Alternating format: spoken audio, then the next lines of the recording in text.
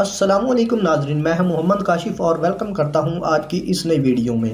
سعودی عرب میں مقیم تارکین وطن اور ان کے اہل خانہ اقامے میں تصویر کیسے تبدیل کروا سکتے ہیں، اس سلسلے میں محکمہ پاسپورٹ نے طریقہ کار بتا دیا ہے۔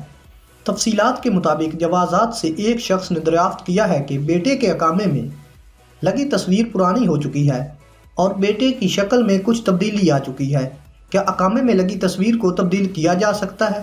محکمہ پاسپورٹ جوازات کی جانب سے تارکین کے اہل خانہ کے اقامے میں فوٹو کی تبدیلی کے حوالے سے کہا کہ اقامہ میں موجود تصویر اور بچوں کی شکل میں تبدیلی ہونے کی صورت میں جوازات کے دفتر سے رجوع کر کے تصویر کو اپ ڈیٹ کرایا جا سکتا ہے۔ جوازات کی جانب سے ٹویٹر پر بتایا گیا کہ اقامے میں لگی تصویر کی تبدیلی کا مرحلہ مشکل نہیں ہے۔ جوازات کی یہ دفتر جانے کے لیے پیشگی وقت حاصل کریں، کیونکہ کرونا وائرس کی وبا کے پیش نظر پیشگی وقت لینے والوں کو ہی وقت مقرر پر دفتر میں جانے کی اجازت ہوتی ہے۔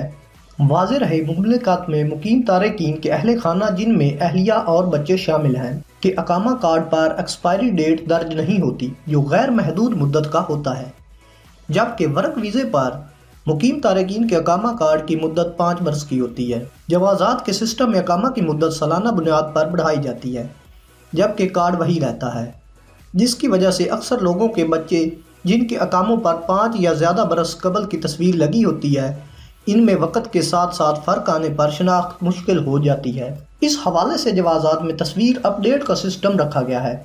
یہ بھی یاد رہے کہ اگر کورونا SOPs کی خلاف ورزی پر جرمانہ کیا گیا ہو تو چالان کی رقم پہلے ادا کرنا ضروری ہے۔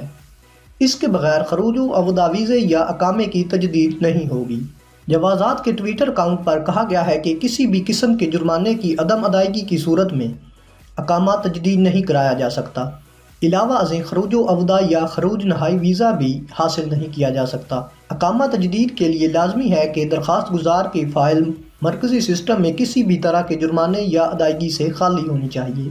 اس ضمن میں ٹریفک چالان بھی شمار کیے جاتے ہیں۔ اگر کسی کے ذمہ ٹریفک چالان ہوں تو ان کے اقامہ کی تجدید یا خروج و عودہ اور فائنل ایگزٹ اس وقت تک نہیں لگایا جا سکتا جب تک چالان کی رقم نہ ادا کر دی جائے۔